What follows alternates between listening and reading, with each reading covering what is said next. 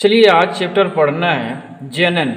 ठीक है, जनन का जो बीबीआई ऑब्जेक्टिव रहता है, जितना जनन चैप्टर से आता है वही क्वेश्चन हम बताने जा रहे हैं। बस आप एक बार ध्यान से इसे पढ़ लीजिए। मेरा गारंटी है कि इस चैप्टर के अंदर से आपको एक भी ऑब्जेक्टिव छूटेगा नहीं। बस आप मेरा ऑब्जेक्टिव को पूरा ध्यान से देखें, बस याद भी हो जाएगा इसी वीडियो के अंदर। चलिए बिना टाइम एक्सपेंड किए हुए पहला क्वेश्चन है, अपनी वंश को कायम रखने के लिए क्या ज़रूरी है। बात सही है, इंसान हो या जानवर हो या कोई भी लिविंग थिंग हो, उसका वंश को कायम रखने के लिए उसको जनन की बहुत ज़रूरी होती है। तो अपने वंश की कायम रखने के लिए किस चीज़ की ज़रूरत होती है? जनन की। गुणसूत्र का निर्माण कैसे होता है? दोस्त, गुणसूत्र का निर्माण डीएनए और प्रोटीन से मिलकर होता है।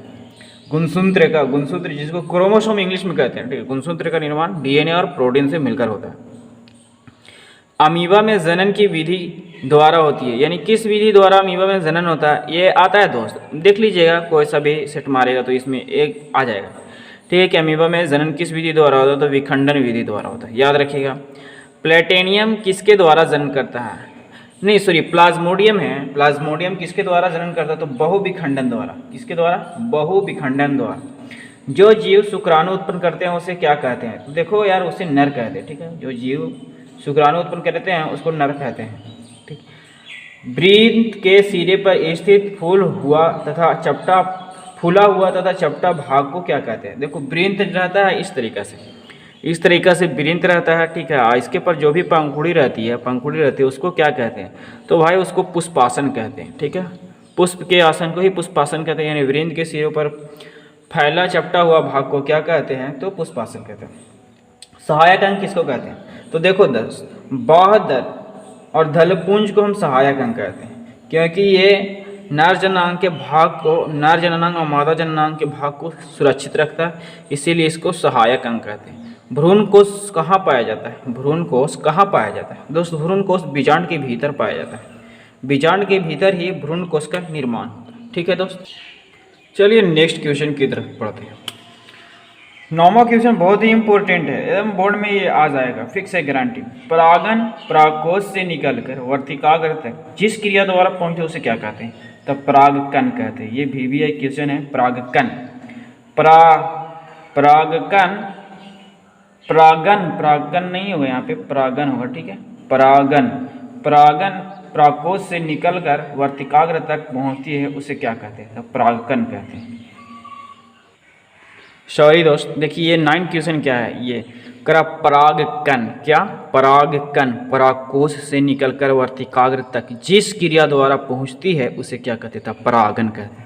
परागकण बिंदु बिंदु टाइप पर होता है फूल में। ठीक है, वही फूल में एक दूसरे फूल के ऊपर जाता है, उस जिस क्रिया द्वारा जाता है उसी क्रिया को परागन कहते हैं। जैसे पार परागन, स्वपरागन होते हैं। ठीक है, करा बीज से नवोद्रभित के विकसित होने की क्रिया को क्या कहते हैं? तो अंकुरन कहते हैं।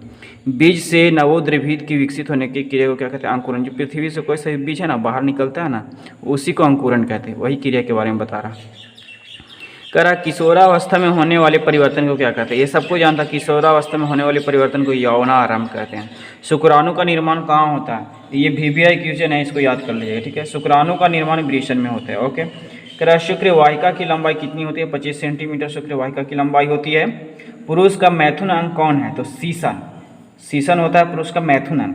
सीसन का शिखर भाग को क्या कहते हैं? तो ग्लांस कहते हैं। पुरुष लोग याद रखिएगा ये सब बात को। सीसन का शिखर भाग क्या कहलाता है? ग्लांस। गर्भाशय की लंबाई कितनी होती है? 7 से 8 सेंटीमीटर। हाँ, लेकिन याद रखिएगा गर्भ के 8वें महीने में गर्भाशय की लंबाई 18 से 20 सेंटीमीटर हो जाती है। कैवें महीने में? 8वें महीने में 18 से 20 सेंटीमीटर हो जाती है। ओके, चलिए नेक्स्ट क्वेश्चन की ओर आते हैं। योनि की लंबाई कितना होता है? दोस्तों योनि की लंबाई 7 से 10 सेंटीमीटर होता है। स्त्रियों में योनि की लंबाई 7 से 10 सेंटीमीटर होता है।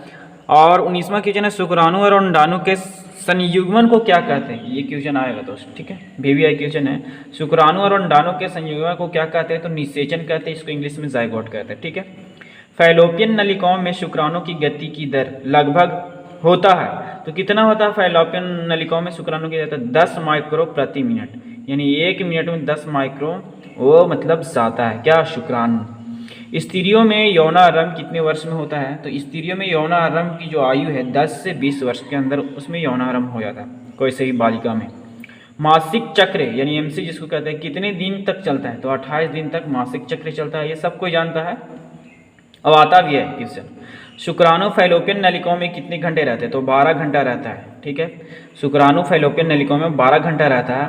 और देखिए एक वीवीआई जो क्वेश्चन है आपको बता देते हैं, यौनी रोग गोनेरिया और सिफिलिस ये रोग का नाम है। ठीक है, गोनेरिया और सिफिलिस कैसा रोग है, तो यौन संचारित रोग है। गोनेरिया और सिफिलिस रोग यौन संचारित रोग है, दो में से कोई आ जाएगा ऑब्जेक्टिव में। ठीक है, स्त्री केसर के आधारी भाग को क्या कहते हैं, तो स्त्री केसर के आधारी भाग को अंडाशय कहते हैं। लास्ट क्वेश्चन है, ये भी वीवीआई क्वेश्चन है। ठीक है, यानी भ्रूण का विकास कहाँ होता है, तो भ्रूण का विकास आपको गर्भाशय में होता है, याद रखिएगा। ठीक है, भ्रूण का विकास कहाँ होता है, गर्भाशय में होता है।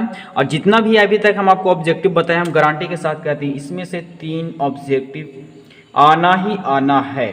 ठीक है, आपको से पेपर प्रीवियस पेपर पलट के देख लीजिए, उसमें आएगा। Thank you for watching my video, फिर मिलते हैं नेक्स्ट क्लास में।